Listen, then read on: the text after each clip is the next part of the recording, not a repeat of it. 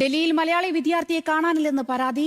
ജാമിയ മിലിയ സർവകലാശാലയിലെ 23-കാരി സഫിയ ആയൂബിനെയാണ് ഇന്നലെ രാത്രി മുതൽ കാണാതായത്.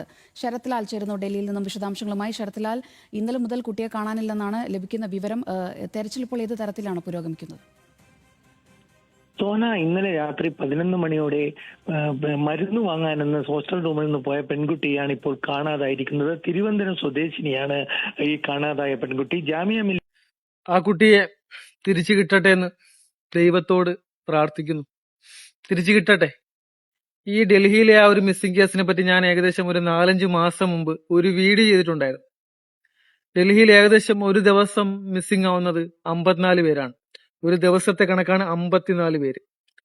ഏകദേശം 2024-2025 കാലഘട്ടം നോക്കിയാൽ, 2 വർഷത്തെ കണക്ക് നോക്കിയാൽ 24,000 പേരാണ് അവിടെ നിന്ന് മിസ്സിംഗ് ആയിട്ടുള്ളത്.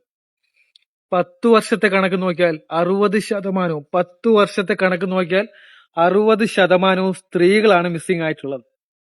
അത് 30 വയസ്സിൽ താഴെയുള്ളവർ. ബാക്കിയുള്ള 40% 13 വയസ്സിന് താഴെയുള്ള ആൺകുട്ടികളാണ് മിസ്സിംഗ് ആയിട്ടുള്ളത്. അപ്പം ഇവിടുത്തെ ജനങ്ങൾക്കോ അല്ലെങ്കിൽ അവിടുത്തെ നിയമത്തിനോ ഒന്നും ചെയ്യാൻ കഴിയില്ല.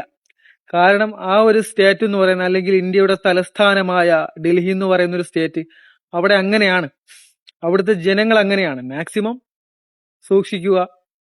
അവിടെ ഏറ്റവും കൂടുതൽ മോഷ്ടിച്ച സാധനങ്ങൾ വിൽക്കുന്ന ഒരു പ്ലേസ് ആണ്. ഏറ്റവും ഡേഞ്ചർ, നമ്മുടെ ഇന്ത്യയിൽ തന്നെ ഏറ്റവും ഡേഞ്ചർ ആയിട്ടുള്ള ഒരു സ്റ്റേറ്റ് ഡൽഹിയാണ്.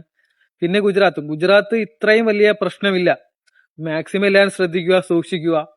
പിന്നെ നിയമങ്ങൾ കയ്യിലെടുക്കാനോ അല്ലെങ്കിൽ നിയമങ്ങൾ അനുസരിച്ച് പ്രവർത്തിക്കാനോ അവിടെയുള്ളവർക്ക് സാധിക്കില്ല. കാരണം അവിടുത്തെ ജനങ്ങൾ ഏകദേശം എല്ലാവരും അങ്ങനെ ആയതുകൊണ്ടാണ്. ആ കുട്ടിയെ തിരിച്ചു കിട്ടട്ടെ എന്ന് പ്രാർത്ഥിക്കുന്നു.